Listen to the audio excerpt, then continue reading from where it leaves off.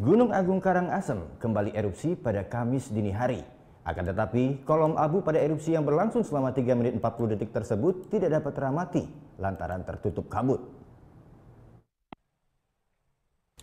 Seperti inilah kondisi Gunung Agung Karangasem pada Kamis pagi. Gunung tertinggi di Bali tersebut mengeluarkan asap hembusan setinggi 200 meter dari atas puncak kawah.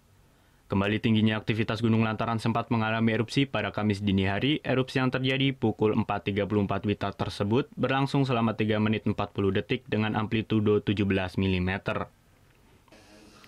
Dalam erupsi yang bersifat magmatik efusif ini juga terekam adanya sinar api. Akan tetapi kolom abu yang dikeluarkan pada erupsi ini tidak teramati lantaran tertutup kabut. Meski demikian, sebaran abu vulkanis diperkirakan menuju arah tenggara dan menghujani sebagian wilayah Karangasem intensitas tipis.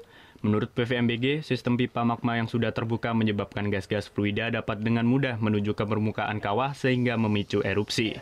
Ya, di sini kami sampaikan bahwa memang telah terjadi erupsi pukul 4.43, namun sebelumnya jam 11.23 telah terjadi gempa vulkanik yang cukup besar. Mungkin itu pemicunya untuk pelepasan gas fluida ke permukaan atau ke kawah Gunung Agung.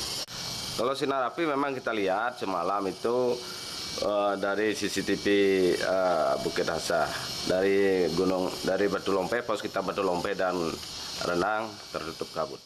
Setelah terjadi sekali erupsi, data 24 jam terakhir juga menunjukkan sempat terekam 5 kali hembusan, 1 kali gempa vulkanik dalam serta 3 kali gempa tektonik lokal. Meski aktivitas gunung kembali tinggi, namun saat ini PVMBG masih merekomendasikan status gunung berada di level 3 atau siaga. Warga dan wisatawan pun dihimbau menjauhi zona merah 4 km dari puncak kawah karena akan sangat berbahaya. Kade Martana melaporkan untuk NET. Oh yang beneran? Iya, oke. Nah, udah kan nonton beritanya? Jangan lupa di-subscribe, di-like, dan juga di-komen ya akun YouTube dari Net Bali. Terima kasih udah subscribe. Yang belum, jangan sampai lupa. Di sebelah sini nih. Subscribe.